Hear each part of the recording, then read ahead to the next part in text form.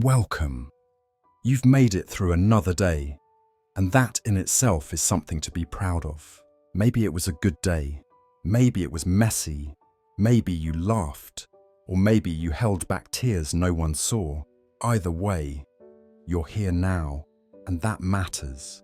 Before we begin tonight's story, I'd like to gently invite you to subscribe to this channel, not because you have to, but because in a world full of noise, this is a quiet space, a space for reflection, rest, and renewal.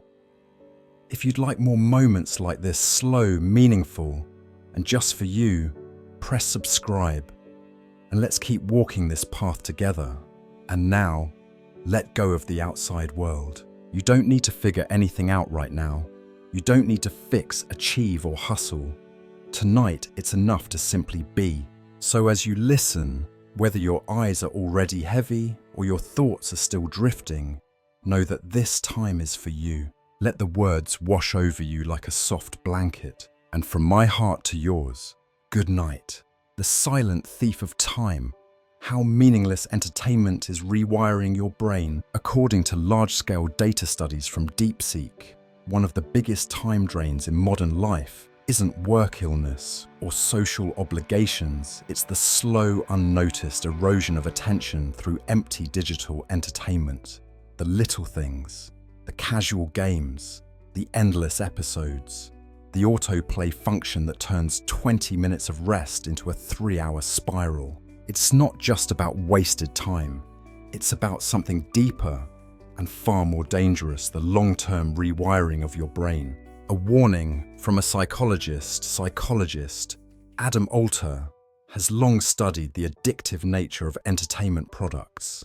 He warns that video games, mobile apps, and streaming series are often designed like digital drugs, releasing dopamine in carefully timed bursts, encouraging you to keep going even when your body is tired and your mind is begging for rest. You know this story.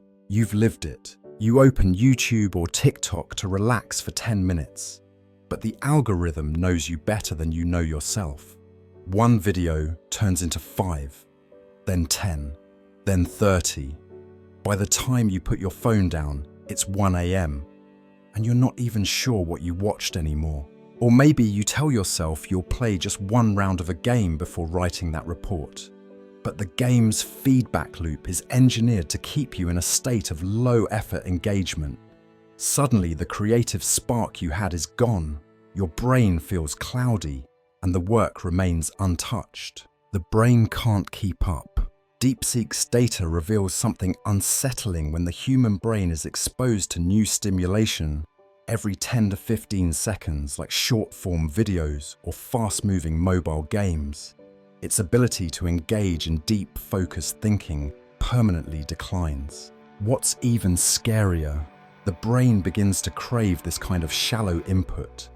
It starts to feel uncomfortable with silence, with stillness, with activities that don't provide immediate rewards. Reading a book becomes hard. Sitting through a conversation becomes boring. Thinking deeply becomes painful. And perhaps worst of all, your ability to connect meaningfully with the real world begins to fade. The danger doesn't lie in entertainment itself, it lies in submersion. When the digital world becomes more appealing than the physical one, something inside you begins to weaken. You lose the desire to step outside and feel the wind. You forget the joy of unstructured thought, of staring out a window and letting your imagination wander. You stop noticing beauty in ordinary things, because your brain has been trained to expect a dopamine hit every few seconds. You become a bystander in your own life. The quality of what you consume shapes the quality of your mind. There's a saying, you become what you feed your mind. If you spend your time consuming chaos, drama, and distraction, don't be surprised if your life starts to feel chaotic, dramatic, and disconnected. But the reverse is also true. If you fill your mind with thoughtful books, deep conversations, meaningful work, and real-world experiences, your life will begin to reflect those things too. Where you direct it consistently will shape who you become. Escaping the digital whirlpool. So what can you do? You don't need to throw your phone in the ocean or live in the woods, but you do need to reclaim your time consciously and repeatedly. Try these small shifts. Designate tech-free hours in your day, especially before bed and after waking. Delete apps that exist only to kill time. You already know which ones they are. Read more long-form content books, essays, in-depth articles. Let your brain remember how to go deep. Create. Instead of consume, journal, cook, draw, think. Producing re-engages your active mind. Spend time in silence. Boredom is not the enemy.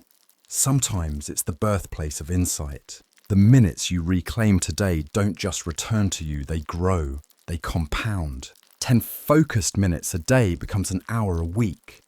An hour a week becomes over 50 hours a year.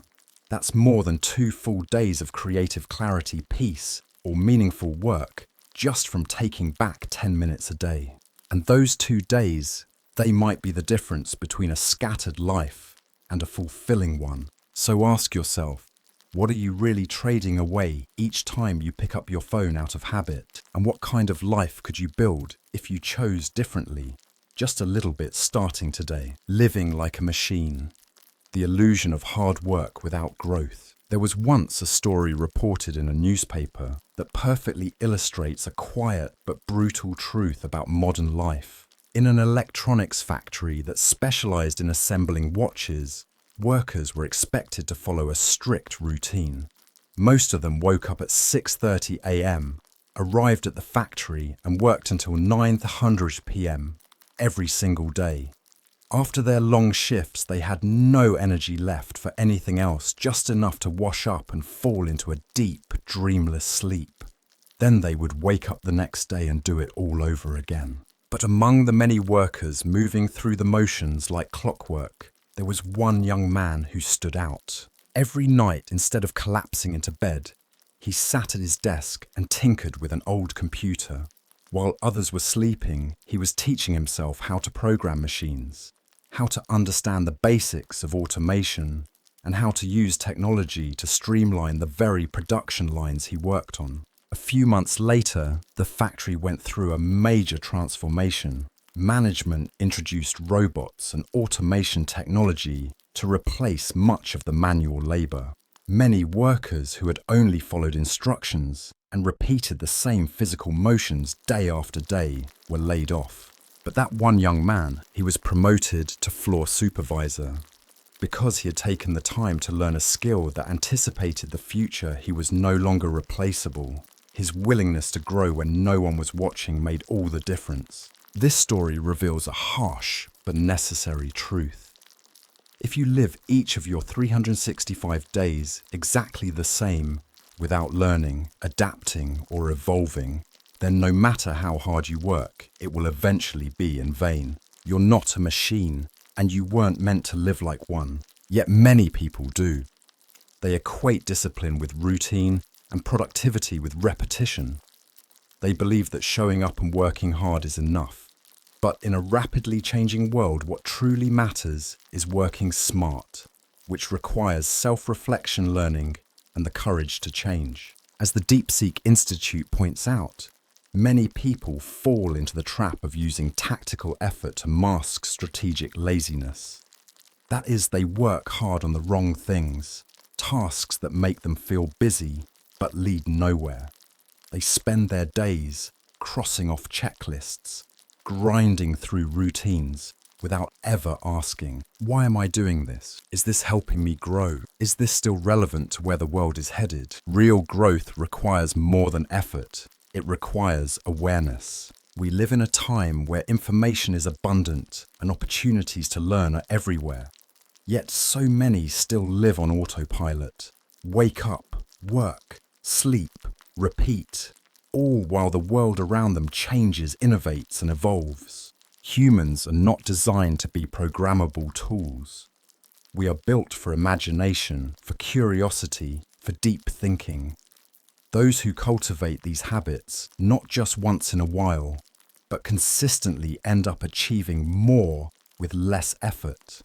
They know how to pivot, how to adapt, how to use one small insight to unlock exponential results.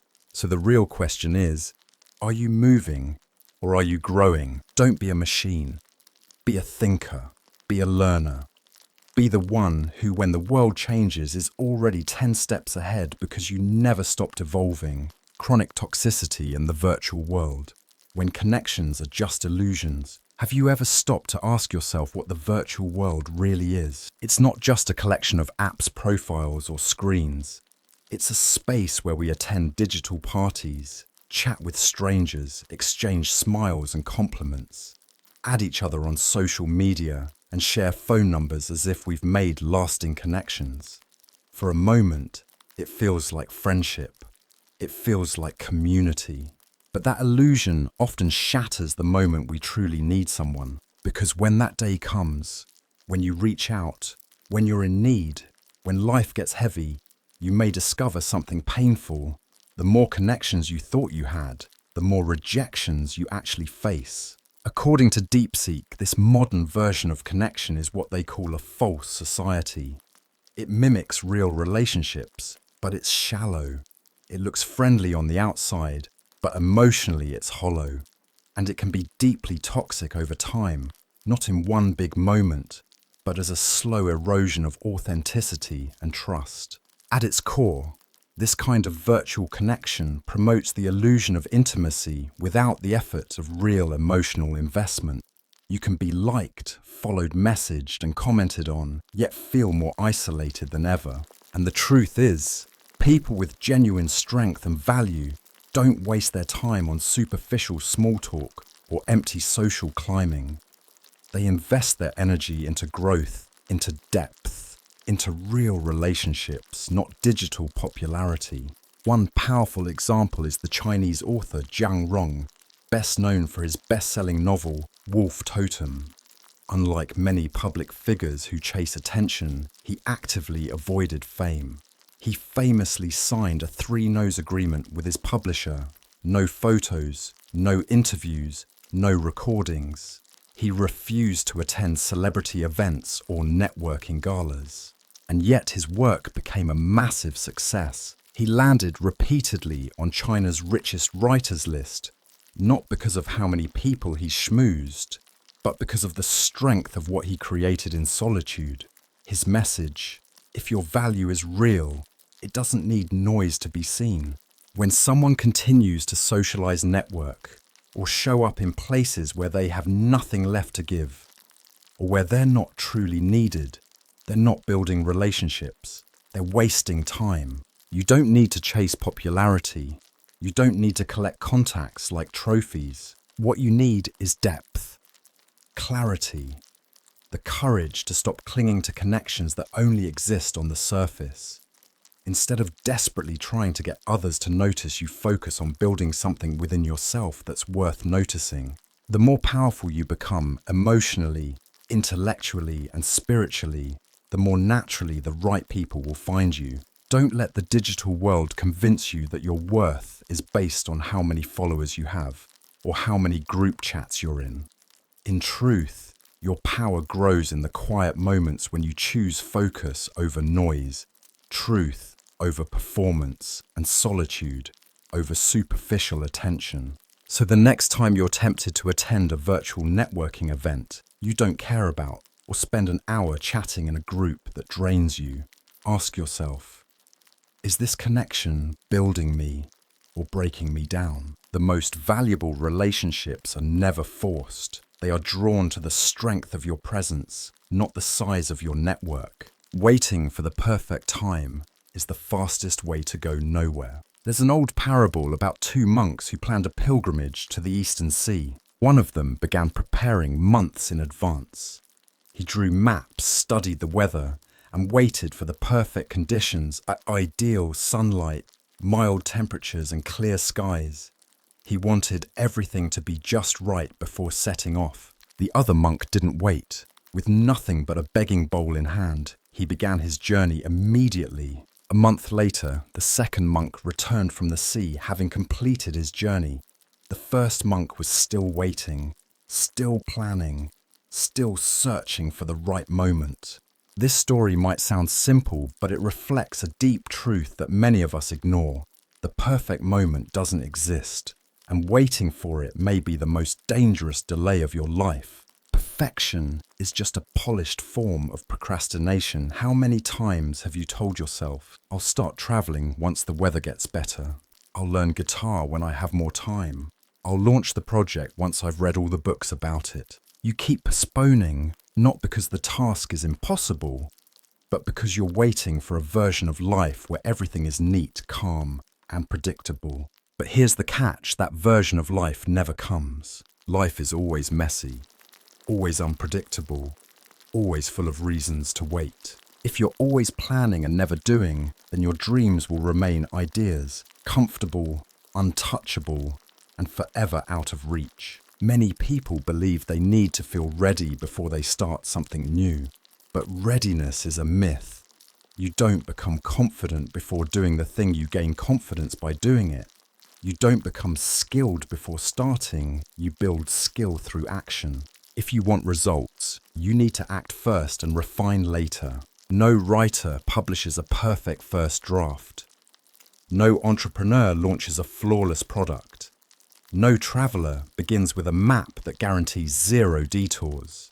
Everything worth doing begins before you feel ready. As DeepSeek insightfully points out, the power to change your life lies in your decision to walk the road, not in waiting for the road to magically smooth itself out. If you wait for all obstacles to disappear before taking the first step, you'll wait forever. In fact, the longer you wait, the more intimidating the journey becomes. Your mind fills with fear, what-ifs, and self-doubt. Overthinking replaces momentum. Imagination replaces progress. The best time to start was yesterday. The second best time is now. There's an old proverb that goes, the best time to plant a tree was 10 years ago. The second best time is today. So whatever you've been postponing, start. Not perfectly, not completely prepared, but sincerely. Take the first small step. Sign up for the class. Write the first paragraph. Book the ticket. Make the call. Apply for the job. Start walking even if you don't see the whole path yet. Because once you begin, you'll meet a version of yourself that you've never known before, the doer. The one who chose movement over waiting, courage over comfort, growth over perfection. Life rewards those who begin, not those who hesitate. So stop overthinking, stop waiting. There will never be a perfect moment. There will only be now. And now is enough. Romanticizing the past, when nostalgia becomes a trap. There's a curious psychological phenomenon identified by DeepSeek. Our brains tend to soften past pain and magnify moments of happiness. This is known as the rosy memory effect. At first glance, it sounds harmless, even beautiful, and to some degree, it is. Our minds instinctively protect us, painting yesterday in warmer colours to comfort us in darker moments. But when this reflex becomes a habit, it can quietly erode our ability to live fully in the present. The myth of the golden days. Take a look at yourself. When you're burned out at work or overwhelmed by adult responsibilities, what do you often long for? For many people, it's school days, a simpler time, they say. But were those days really that simple? Weren't they also filled with early alarms, endless homework, social pressure, and the anxiety of growing up? We conveniently forget that. We remember only the laughter with friends during lunch break, the innocence of first crushes, the freedom of summer vacation. Or perhaps it's an old relationship you can't let go of. You miss the warmth, the intimacy, the shared dreams. You look back and think, maybe I shouldn't have walked away. But the truth is, people don't drift apart without a reason. What you're remembering is the highlight reel, not the whole film. You're holding on to moments, not the months of miscommunication, unmet needs, or quiet disappointments. The past in your memory is filtered. There's nothing wrong with honouring the past. Cherished memories are part of what make us human. They give texture to our lives and meaning to our stories. But if you spend too much time living in those memories, reliving old glories, revisiting lost loves, or rehashing former dreams, you risk developing an impossible standard for the present. You may begin to compare today to a version of yesterday that never actually existed. That's when nostalgia turns from sweet to sour, from inspiration to poison, from comfort to escapism. No matter how much you long for what's behind you, the past can't help you now. It can't solve today's problems. It can't heal today's wounds. And it can't give you the growth that only comes from facing what's in front of you. The most important day of your life is always today. Today is where your choices are. Today is where your power is. Today is where life still moves. Respect the past, but live forward. So how do you balance it? You can still look back with gratitude. You can revisit memories with tenderness, but let them stay where they belong behind you. Don't let yesterday define what today should feel like.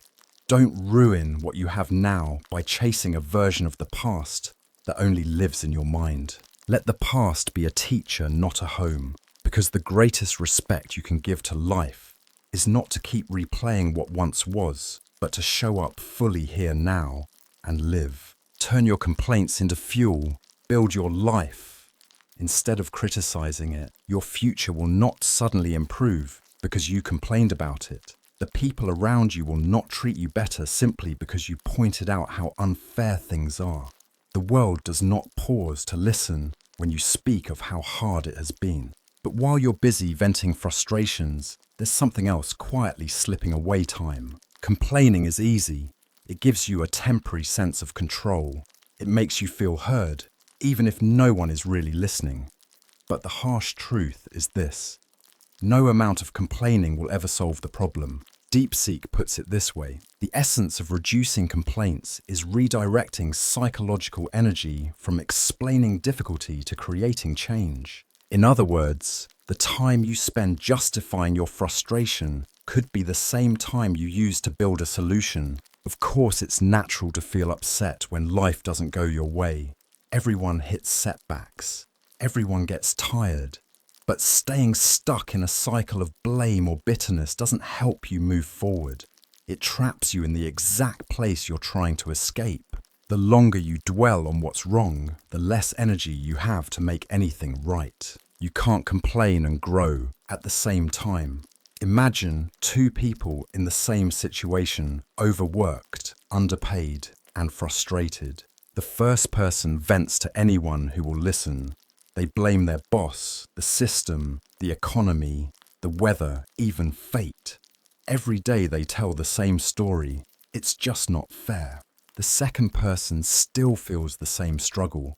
But instead of repeating the problem, they start asking new questions. What can I do with what I have? What skills do I need to learn? What small step can I take today? 6 months later, the first person is still stuck in the same place, bitter and tired. The second person, maybe not perfect, maybe still struggling, but moving, learning, evolving. When you complain without changing anything, it's not communication, it's noise. People eventually stop listening.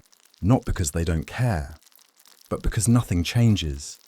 And worse, you stop listening to yourself. You begin to believe that complaining is your only power, instead of seeing the real power you have to act. The truth is, action feels harder than words, but it's more meaningful. Instead of saying, "My job is unfair, update your resume." Instead of saying, "No one listens to me, learn how to express yourself more clearly." Instead of saying life is too hard, start by improving one small part of it. Even one step forward is worth more than 1,000 perfect complaints. The world may not be what you wish it to be, but staying still and criticizing it won't make it better. You don't have to accept everything as it is. You're allowed to feel frustrated, but channel that energy into momentum, not misery. Because in the end, no one remembers the person who complained the most. They remember the one who changed something, no matter how small. Turn your complaints into fuel. Stop criticizing and start creating. Your life won't magically improve just because you complain about it. People won't suddenly treat you better because you pointed out how unfair things are. And the world, it's not waiting to sympathize with your frustrations. What is happening silently, consistently, is that while you complain, time is slipping away. Complaining is one of the easiest things to do. It requires no risk, no change, no courage. For a brief moment, it may even feel good, like you're reclaiming power. But the hard truth is this: no amount of complaining has ever solved a problem. DeepSeek puts it well. The essence of reducing complaints is redirecting psychological energy from explaining difficulty to creating change. When you dwell on what's wrong, your energy becomes trapped in the past or in blame. But when you use that same energy to take even one small step forward, everything shifts. Yes, it's normal to feel upset when life feels heavy. We all do. But the question is, will you stay there? Will you replay the same frustrations every day? Or will you get tired enough to finally do something about it? Two people, one struggle, two different outcomes. Imagine two people in the same difficult situation, burned out, unrecognized and tired of their routine. The first person vents every day. They blame their boss, the system, their upbringing, even bad luck. Their story never changes. Life's not fair. The second person feels the same pressure, but instead of repeating the problem, they begin asking better questions. What can I control today? What skill could help me move forward? What's one small change I can make right now? 6 months later, the first person is still stuck, exhausted, bitter and drained. The second person, still struggling maybe, but they're not the same. They're in motion, they're learning, they're growing. Because here's the truth: you can't complain and grow at the same time. Complaining without change becomes background noise. When you keep speaking the same pain without taking action, your words begin to lose meaning. Eventually, people stop listening, not because they're unkind, but because nothing ever changes. And worse, you stop listening to yourself. You start believing your only power is to point out what's broken, not to build something better. Action may feel harder than complaining, but it always leads somewhere. Even one forward step is worth more than 1,000 well-crafted excuses. Instead of saying, "My job is unfair," open your resume.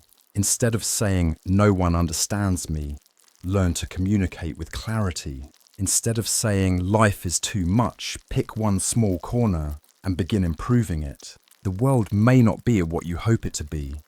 People might disappoint you. Circumstances might test you. But staying still and criticizing will never bring you closer to what you want. You're allowed to feel discouraged. You're allowed to be tired. But don't let that energy rot into resentment. Channel it into momentum, not misery. Because at the end of the day, no one remembers the person who complained the loudest. They remember the one who showed up, stepped forward and changed something, even if it was just one small thing. Don't waste time. It's the most precious thing you have. The French writer Buffon once said, "The most terrible waste is the waste of time." And he was right. Time is the one thing in life that is truly limited. You can lose money and earn it back. You can lose opportunities and find new ones. But once time is gone, it never returns. Every second that slips away is a part of your life you'll never get back. If you don't want your life to become chaotic and directionless, then use your time wisely. Treat each moment as valuable. Create a clear sense of direction for yourself, a goal, a purpose, something worth striving for. Then commit to it. Stay with it even when it feels slow, even when progress seems invisible. Success rarely comes from sudden bursts of energy. It comes from small, consistent effort over time. Even 5 minutes a day when used intentionally can shape your future in powerful ways. So stop waiting for the perfect day or the perfect plan. Start now. Use your time. Respect it.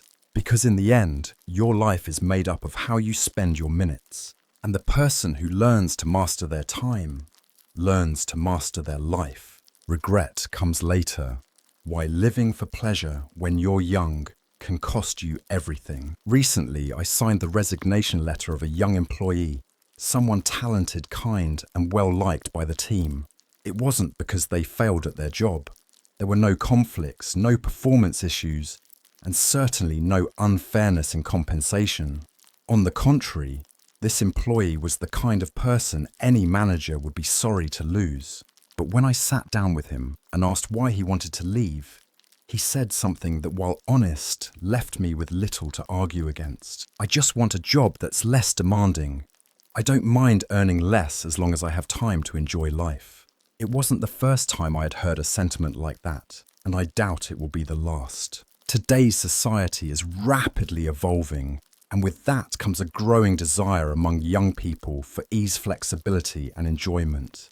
The philosophy of YOLO, you only live once, has become more than just a hashtag. For many, it's a way of life. Why grind yourself into exhaustion, they ask, when you could be sipping coffee in Bali or exploring Europe while you're still young and free? I've met young professionals who spend everything they earn traveling, upgrading to the latest gadgets, indulging in trendy experiences. They believe in living now because who knows what tomorrow holds. And honestly, I once believed the same. I know that mindset because I lived it. There was a time when I questioned everything. What's the point of working so hard? Why save money if you're not even sure what future you're saving for? Isn't youth supposed to be enjoyed, not sacrificed for a distant dream? In fact, I once quit a high-paying job at a prestigious foreign company simply because I felt burned out. The pressure, the deadlines, the sense of directionlessness, it all became too much. So I stepped away, telling myself I needed to reclaim my freedom. For a while, I lived in what I thought was liberation, sleeping in, scrolling on my phone for hours, hanging out with friends whenever I pleased. I wasn't broke, I told myself. I didn't need to suffer. I had time to figure things out. But then came a moment that changed everything. When reality hits hard, my mother fell seriously ill. Suddenly, our family was thrust into an emergency no one saw coming. As the eldest child, the burden of financial responsibility fell on me, despite the fact that I'd been coasting for months. My mum's medical bills quickly reached tens of thousands and there was no end in sight. For the first time, I felt the true weight of money not as a number, but as a life or death necessity. I scrambled for work, applying to any company that paid well, regardless of how stressful the job might be. My only goal was to earn quickly, consistently, and as much as possible. I worked overtime. I took on tasks others avoided. I pushed myself day after day because my mother's life depended on it. And what hurt most was knowing if I had started preparing earlier, if I had saved instead of spent, things could have been very different. The cost of youthful indulgence. Fortunately, I was still young enough to recover. Over time, my hard work paid off. I was promoted. My income increased. And eventually I gained the stability I had once taken for granted. But it came with deep regret, a lesson I carry with me to this day. We often say that money isn't everything, and that's true. But when a crisis hits, money becomes the tool that determines how much choice, care, and hope you have. Vacations don't pay hospital bills. Concerts don't replace savings accounts. And no matter how many memories you make while traveling, they won't help you when your back is against the wall and you have nothing left. That's why, in hindsight, I understand why young people indulge, but I also understand why they regret it later. Don't mistake sacrifice for waste. Working hard when you're young isn't wasting your youth, it's investing in your future. We romanticize freedom as doing whatever we want, whenever we want. But real freedom is having options. Real freedom is knowing that if something happens to you or someone you love, you can take care of it without falling apart. And for that, you need more than dreams. You need discipline. You don't have to give up everything. You can still enjoy life, but balance your pleasure with purpose. Save more than you spend. Learn how to build income, not just spend it. Accumulate assets, not just experiences. Because the truth is, life will test you. And when it does, your bank account, not your Instagram feed, will determine how well you survive. Wealth is more than money. Having money doesn't mean you're greedy. It means you're prepared. It means you can help your parents when they need you. It means you can support your siblings if they stumble. It means you can give to charity, invest in your future children, and live with dignity even when times get tough. Having money means you're not just surviving, you're in control. And while you may not see the rewards immediately, every dollar saved, every hour worked, every opportunity taken with seriousness, they will all come back to you. Maybe not today, maybe not even next year, but eventually they will build a foundation so strong that you'll thank your younger self every single day. A gentle reminder to the youth, everyone is entitled to their own way of living. I'm not here to say what's right or wrong.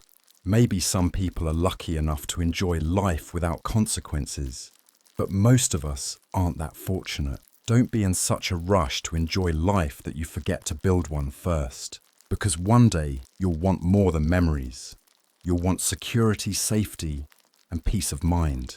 And when that day comes, you'll realize it wasn't about choosing work over fun. It was about choosing responsibility over regret.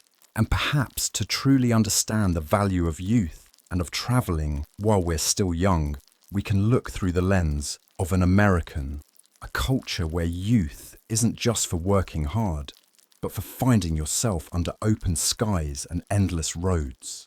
In the United States, there's a beautiful tradition known as the gap year. It's a year off, often taken between high school and college, or after graduating from university, where young people travel volunteer, or simply pause to reflect before diving into the next chapter of life. For many people in other parts of the world, especially in cultures where time is money and delay seems irresponsible, this can sound indulgent or even wasteful. But in America, it's often seen as a rite of passage, not an escape from life, but a meaningful detour to see life more clearly. I once met a young named Sarah. She was 22 years old with soft brown curls and a smile that reminded you of a June morning in California. After graduating from college, instead of sending out job applications like her classmates, she made a bold decision. She packed a backpack and hit the road. I wanted to hear the wind in Arizona, she told me. I wanted to sleep under the stars in Utah. I wanted to smell fresh coffee in Portland and feel the Atlantic breeze in Maine. She didn't have a tour booked, no hotels, no itinerary, and certainly no luxury. She traveled the Western United States for 6 months with nothing but her savings from years of working part-time as a barista. She couch-surfed with strangers, hitchhiked through canyons, volunteered at farms for food, and sometimes worked at roadside diners just to keep going. What she gained from that journey wasn't measured in Instagram photos or social media likes. It was found in the silence of the Grand Canyon at sunrise, in deep midnight conversations with retired couples in Colorado, in campfire songs sung with strangers on Oregon hillsides. In America, many young people embrace a lifestyle called van life.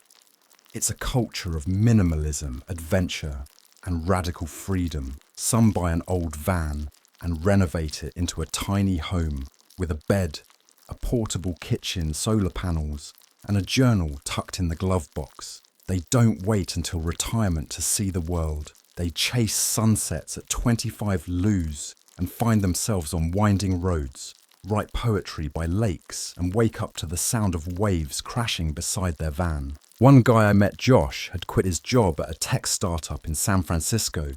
Burned out at 28, he sold nearly everything, bought a used Ford Transit van, and spent the next year zigzagging across national parks. He told me I thought I was giving up stability, but I was actually choosing aliveness. Not every story is about leaving everything behind. Sometimes it's just a long road trip with college friends, a solo hiking trail in the Appalachian Mountains, or a weekend camping in Yosemite. What matters is the mindset, the belief that youth is not a waiting room for adulthood, but a time to fill your lungs with wild air, your soul with stories. In a small town in Vermont, I met a family sitting on the porch of a wooden cabin. The parents, now in their late 60s, shared old photo albums from their road trips in the 80s, blurry photos of Yellowstone, a roadside diner in Kansas, a campfire on a beach in Oregon. Their teenage daughter looked at the pictures in awe. "That was our honeymoon," the mum said, pointing to a picture of a broken-down car on Route 66. "We didn't have much money, but we had time and each other, so we drove for weeks." It struck me then, time not money makes the best memories. One day we will all be older. The energy of our youth will fade. Our knees won't want to climb mountains. Our backs may protest against long flights and heavy backpacks. But what remains are the stories, the smells, the colours, the music of unfamiliar streets, the people we meet, the way the world looked when we saw it not from a screen, but through our own eyes. In the US, there's a growing movement among young people to live intentionally, to slow down, to question the cycle of school, work, retire, die. They're creating podcasts from vans, writing books from mountain lodges, building businesses from coffee shops in Colorado. They're rejecting the idea that success must look like skyscrapers and corner offices. For them, success might be a morning walk in nature, a shared meal with strangers, or simply learning how to be at peace with themselves. You don't have to be American to live this way. You don't need a van or a visa or a backpack that fits your whole life. You just need the courage to pause, to ask yourself, what does it mean to be truly alive? Your youth is a single cup of tea. It will not refill itself. You cannot drink it later when your schedule clears up, or when the money is perfect, or when the boss finally approves your leave. You must sip it now, while it's warm, while it's fragrant, while it still steams with curiosity. So don't wait until the end of your life to start living. Don't let your youth be a blur of deadlines and dusty office lights. Let it be golden fields in autumn. Let it be sunburned shoulders from a road trip. Let it be laughter echoing in strange cities. Let it be yours. Because someday, when you're older and surrounded by children or alone with your thoughts, someone might ask, "What did you do when you were young?" And maybe you'll smile and say, "I lived. I wasted my life trying to please everyone." The trap of living for approval in a culture obsessed with perception. There's a quiet tragedy that slips into many lives unnoticed. Not with a bang, but a subtle, lifelong tension, constantly adjusting ourselves to match other people's expectations. It's a story that might sound familiar to anyone who's ever smiled through discomfort, swallowed words they needed to say, or changed plans just to avoid judgment. And yet, if we pause for even a second, the truth is obvious. Most people don't think about you as much as you think they do. Still, we spend decades trying to please them. The night I chose myself for once, it was in a small town in northern Colorado near Estes Park Gateway to the Rocky Mountains. I had signed up for a multi-day hiking retreat with 3 strangers I'd met through a solo travelers group online, 2 women and 1 man. All Americans like me, all in their late 20s or early 30s. We bonded over a shared desire to unplug from work, from noise, from social media. It felt freeing at first. We had one unspoken agreement. We would do everything together, eat together, hike together, sleep in the same bunkhouse, even journal by the same campfire. But on the 3rd day, we had just made camp near Sky Pond. with a view that stretched across miles of untouched wilderness. The sky that night looked like it had been brushed with violet ink, and yet instead of wonder, I felt exhaustion, a bone-deep kind of fatigue I couldn't explain.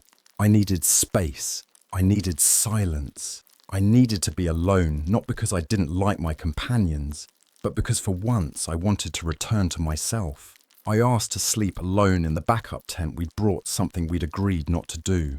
And though no one protested, I couldn't shake the guilt. Even lying in that tent alone, wrapped in the soft hum of crickets and wind, a part of me whispered, "They think you're weak." But something else inside me whispered louder, "This is the first time you've truly been you in a while." That night you were the most yourself. On our last night before descending the trail, we gathered around a small fire. The man in our group, Michael, a 40-something startup executive from Seattle, turned to me out of nowhere and said, "Do you know when I thought you were the most authentic version of yourself?" I blinked, unsure. "The night you chose to sleep alone," he said softly. "You didn't apologize. You didn't over-explain. You just did what you needed." There was no judgment in his voice, just a strange, reflective kindness. That moment stayed with me. Michael later shared his own story. He had been raised in a strict religious household and had trained for years to become a pastor out of loyalty to the grandparents who raised him. For decades, he shaped his personality around what others expected. Gentle, polite, selfless to the point of self-erasure. Until one day at age 35, he left the ministry. I spent 30 years trying to be the person other people wanted. It took losing everything to realize I never once asked myself who I actually was. His voice cracked. His eyes welled up. We were sitting on a rock at 10,000 feet, the fire flickering between us, the mountains standing still. In that raw silence, his words hit like thunder. "I don't regret leaving. I regret not leaving sooner. Why are you so anxious about disappointing others? There's a universal craving to be liked, to be accepted. It's human, but somewhere along the line, we confuse happiness with approval. We start thinking the only way to feel safe is to make sure nobody is ever disappointed with us. We check people's faces before we speak. We rehearse safe opinions. We abandon our preferences for peace. And we smile even when we want to scream. But here's the truth. No matter how perfect you try to be, someone will always misunderstand you. Someone will judge. Someone won't like your tone, your clothes, your choices. And guess what? That's okay. That's life. You don't owe the world a performance. You owe yourself a life. Don't trade your inner peace for internet approval. In today's world, the pressure doesn't just come from family or colleagues, it comes from your phone, from filtered lives on Instagram, productivity gurus on YouTube, and friends you haven't seen in years posting polished updates that make your own life feel boring in comparison. But maybe your peace matters more than your posts. Let's talk about the impact of social media. 1. You're wasting time. You'll never get back. Scroll long enough and you'll forget what you meant to do. What began as 5 minutes turns into 2 hours. You compare. You consume. You forget the book you were reading, the friend you meant to call, the walk you promised yourself. Time disappears and you don't even notice. 2. You absorb other people's stress. Every venting session, political rant, or passive-aggressive update weighs on you. You weren't meant to carry the emotions of 300 people, but by logging on, you do. 3. You damage your self-worth. Your friends are flying to Paris. Someone else just bought a house. Another friend is celebrating a promotion. Meanwhile, your life feels ordinary. But those snapshots are edited, curated. You're comparing your full unfiltered life to their highlight reel. And that's a losing game. 4. You forget to protect your privacy. You post where you went, who you're with, what you ate. It feels harmless until it isn't. Until your boundaries dissolve and strangers know more about your daily routine than your closest friend. 5. Your online friends aren't real connections. How many of your Facebook friends know how you're really doing? How many would show up if you were in crisis? Social media gives you the illusion of closeness, but true connection still happens face to face in shared silence and vulnerability. 6. You neglect the people. Right in front of you, you're at dinner, but your phone's on the table. Notifications pull you away from real conversations. You miss the subtle glances, the jokes, the warm pauses. The people who love you most are present, and you're not. 7. You risk being misunderstood. One offhand tweet, one poorly worded caption, and suddenly people draw conclusions that have nothing to do with your real intentions. Misinterpretation is a constant threat online, and the energy spent clarifying or defending yourself, exhausting. You have one life, why live it for someone else? Ask yourself this: if no one could see you, what would you still choose to do? Would you still post every moment? Would you still say yes to that job? Would you still pretend to enjoy that relationship, the party that passed? Your life is not a democracy. It's a sacred personal journey. You don't need every voice to vote on your choices. You are allowed to say no without guilt, to log off without explanation, to rest when the world demands hustle, to be fully unapologetically you even if someone else raises an eyebrow. The freedom to detach. There's a reason books like The Right to Stand Apart by Korean writer Young Hee-jae resonate across cultures. Her stories remind us that the most important relationship we have is not with our followers, our bosses, or even our families. It's with our inner self. She writes not just about leaving crowds, but about returning to the quiet dignity of solitude. About finding courage to walk away from roles that don't fit, clothes that don't feel right, and lives that were never truly ours. Maybe the happiest day of your life won't be the one where you get the raise, the house, or the likes. Maybe it'll be the day you finally stop asking for permission to exist. Maybe it will be the day you choose to sleep alone in a tent on a mountainside. Not because you're angry, not because you're broken, but because you're free. So live like that night. The one where you didn't explain yourself, where you didn't check faces before you spoke, where you didn't ask for permission to be tired or human or whole, because that right there was you. How I taught my kids to respect food and why it changed everything. A few years ago, I wouldn't have believed I'd be writing this. Back then, our family dinners were loud, cheerful, and if I'm honest, a bit chaotic. My husband David and I both worked full-time in finance in Chicago. As we climbed the corporate ladder, our income rose, and so did our lifestyle. Weekends became a carousel of brunches, sushi nights, and endless buffets. We took pride in giving our two kids, Emily and Jack, the kind of childhood we never had. But somewhere between the convenience and comfort, something important got lost: the value of food. I first noticed it one Saturday at an all-you-can-eat buffet. David piled his plate with every kind of meat and seafood. Jack followed his lead, stacking his dish with things he barely recognized. Emily grabbed colourful pastries just to try. By the end of the meal, our table looked like a battlefield: half-eaten ribs, untouched sushi, melted desserts. I gently said, "Guys, this is a lot of waste." David shrugged. We paid for it, and the kids laughed like it was no big deal. Later that week, I opened our fridge and counted 5 containers of leftovers, all pushed to the back. No one wanted to eat the same meal twice. Emily once told me leftovers feel sad. Jack called them yesterday's food. And the worst part, I found myself agreeing. I remembered my own childhood in a small town in Ohio. My parents weren't poor, but we were careful. My mum always saved scraps for the next day.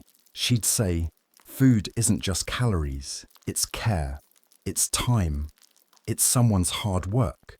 Back then, I rolled my eyes. But now, as a parent, I finally understood. I realized our kids weren't ungrateful, they were uninformed. And it was my job to change that. Step 1. Turning mealtime into a lesson. I didn't want to guilt them. I didn't want to lecture, but I wanted them to see food differently. So I started small. One evening, I let them serve their own dinner. No rules, just one. Whatever you take, you eat. At first, it was chaotic. Jack took way too much mac and cheese. Emily piled salad, then refused to touch it. But when they tried to toss what was left, I stopped them gently. Tomorrow's lunch, I said, sealing the containers. They complained, but I stayed firm. Over time, something shifted. They asked questions. Can I go back for seconds if I finish? How much should I take if I'm not sure? Mealtimes became quieter, more thoughtful. The plates came back cleaner. The fridge stayed emptier. We started cooking more meals together.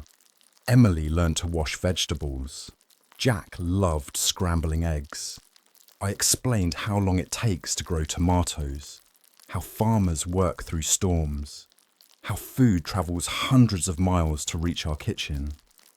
One night we watched a documentary on food waste in America. Emily cried. I didn't know we wasted that much, she said softly. Step 2. Modeling the behavior we wanted. David was harder to convince. He grew up in New Jersey, in a big family where second helpings were a sign of love. Leaving food was never a problem because someone else would always eat it. So when I asked him to be more mindful, especially at buffets, he resisted. It's not that deep, he said once, while tossing out a half-eaten plate. But then something unexpected happened. Emily started calling him out. Dad, we talked about this. He smiled sheepishly and finished his plate. Little by little, he changed too. At restaurants, he started sharing entrees with the kids. He took smaller portions. He stopped ordering dessert just because it was there. We all became more intentional at home, at restaurants, even at grocery stores. We planned better, wasted, less appreciated, more. Step 3. Teaching gratitude through experience. The real turning point came during a volunteer trip with our church. We helped sort donated food at a community pantry on the south side. Emily saw boxes of near-expired items, dented cans, bruised fruit. People eat this, she asked. Yes, I said, because sometimes this is all they have. Jack stayed quiet that day. But when we got home, he hugged me and said, Thanks for dinner, Mum. It broke me a little in the best way. Now, before each meal, we take 10 seconds to say something we're thankful for. It's not a prayer exactly. It's a pause. A moment to remember that food is more than fuel. It's family. It's connection. It's privilege. Teaching kids not to waste food isn't about strict rules or scolding.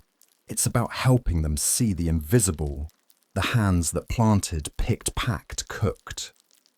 It's about showing them that waste isn't just about leftovers, it's about values. Let kids serve themselves, but teach them to take only what they'll eat. Celebrate clean plates with praise, not guilt. Explain where food comes from. Use real stories. Cook together. Even small tasks matter. Model the behavior you want them to copy. Volunteer with organizations fighting hunger. It changes everything. And most importantly, remind them that food is a gift, not a guarantee. We still eat out. We still enjoy the occasional buffet, but now we do it differently. We choose carefully. We eat mindfully. We leave behind respect, not waste. Because at the end of the day, raising kids who respect food isn't about perfection. It's about planting a seed and watching it grow.